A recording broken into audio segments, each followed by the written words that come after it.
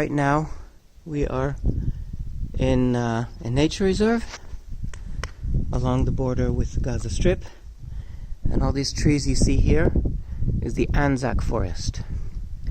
ANZAC for Australian New Zealand Army Corps, who conquered Israel under the British during World War I in 1917. And the forest here, and a memorial which we'll visit later on, was planted in their honor and in their memory. We're in the Beeri Forest, in the picnic area. A nice place, which in February will be full of people probably, because the whole area is flowering with lots of anemones and asphodels and lots of other plants flowering in the area. So it becomes very popular. But right here in the picnic area, we have this concrete structure here. And why is this concrete structure here? Basically, it's a simple bomb shelter. Since we are so close to the Gaza Strip, which is right behind me, a couple kilometers away, this area does get rockets from time to time. And if an alarm goes off for a rocket, then people will come over here and come into this structure right here. Very simple structure. Concrete wall on this side to protect from shrapnel if something lands over there. Concrete pipe. And another wall on the other side. It's just to protect from shrapnel from these rockets. Look at this beautiful concentration of anemones. This is the old Beeri, where the original settlement was in the 1940s. And in the War of Independence, 1948, the Egyptian army came and tried to push through from the south towards Tel Aviv, further north of us. There were great battles around here, and the Beeri held off the Egyptian army, entire Egyptian army equipped with thousands of soldiers and tanks and whatnot, for several days before finally they were overwhelmed and surrounded.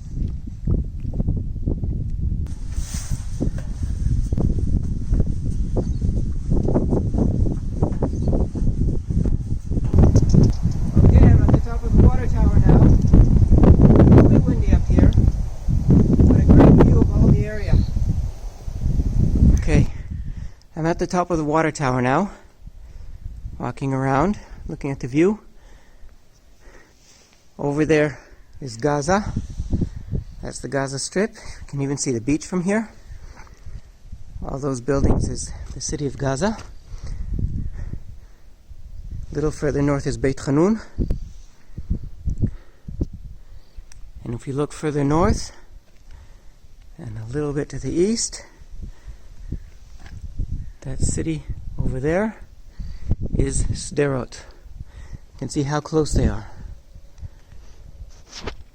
And every now and then, rockets are fired from the Gaza Strip towards this area, towards Sderot, towards Ashkelon, further north that way. And all the other settlements in the area, Kibbutz Beeri and Alumim, and so on. There's lots in the area. Kites in the tree there. Stop for a rest.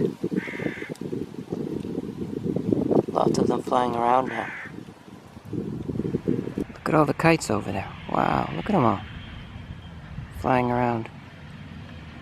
Something interesting over there, that's for sure.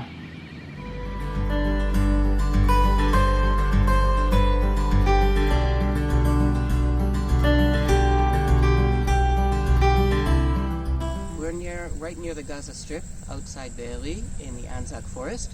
One of the ways you can tell that you're near the border with the Gaza Strip is this trail I'm standing in. This is a tank track. These are all tank tracks. You can see how they push through the mud. And a little bit, you turn around a little bit, you can see the culprit. Now they're resting. The tanks are usually active at night. They keep watch around the border.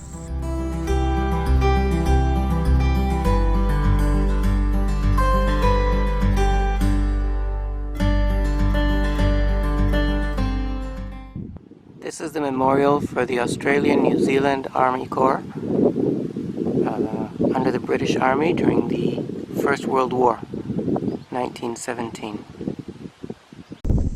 JNF, Jewish National Fund, built this in late 60s, 1967, in honor of the Australian and New Zealand Army Corps that fought the Turks here in 1917.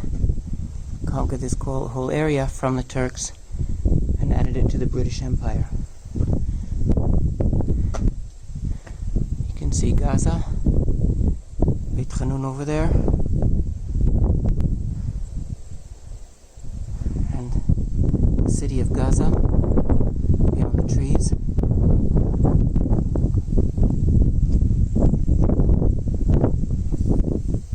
And this is already Israel. Just past the trees here. Right there is a jojoba plantation. Border of the Gaza Strip runs right along there. You see this big garbage dump there, the landfill? That's on the Gaza side.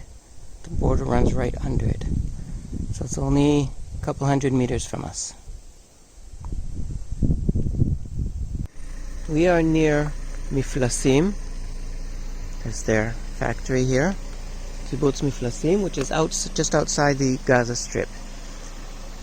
Now, since we're very near the Gaza Strip, we have these concrete security rooms next to the bus stations. I try and decorate them, make them look a bit less intimidating, which I think is very nice. But next to every bus station, you do have this security room in case of rockets from Gaza. Okay, here it says this is an unprotected area because it's open backwards, and this is a protected area.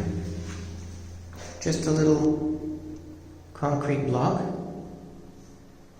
It's even got a swift's nest up here. Nobody's home right now, obviously, because they're not nesting now. But in the case of a rocket, anybody waiting at the bus stop will come into this room and wait 10-15 minutes until the danger is past. That's life in this area.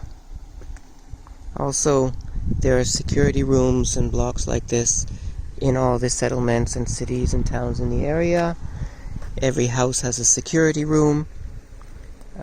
Kindergarten schools should have security rooms.